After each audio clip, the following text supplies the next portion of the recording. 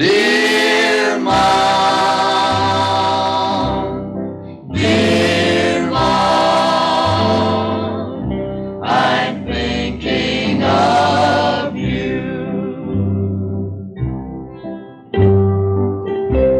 Mama, I'm writing this letter, laying here on my bunk. It's on my last piece of paper, too. Most everything's gone from my trunk. But I guess I'm really lucky to have anything at all after 3 long years cooped up behind this commie prison wall. But don't you worry about me, Mama. I'm getting along all right.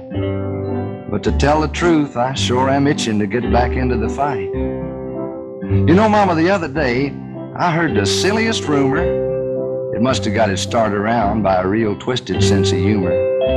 The rumor said, now get this, Mom, that the fighting had been stopped and that the prisoners of war from both of the sides had already done been swapped.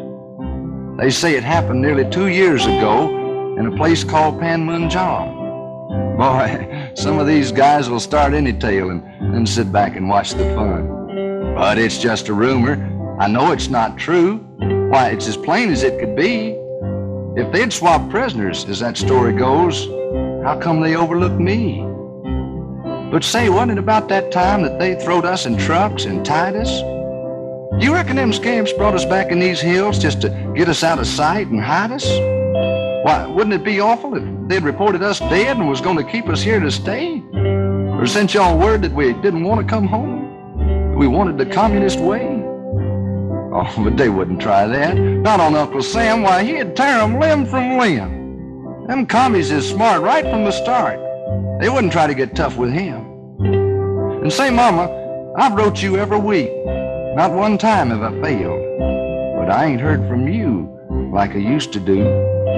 You been getting them letters I mailed? Well, I guess I'll sign off now and pray to God and try to sleep. And dream about how Betty and I used to hold hands and talk as we walked down the street. And Mama, call Betty and tell her that the only thing that keeps me on the go is knowing that when I get off that train back there at home at the old depot, that standing waiting on the platform with maybe a tear in her eye will be the finest, most beautiful girl that ever waited for a guy.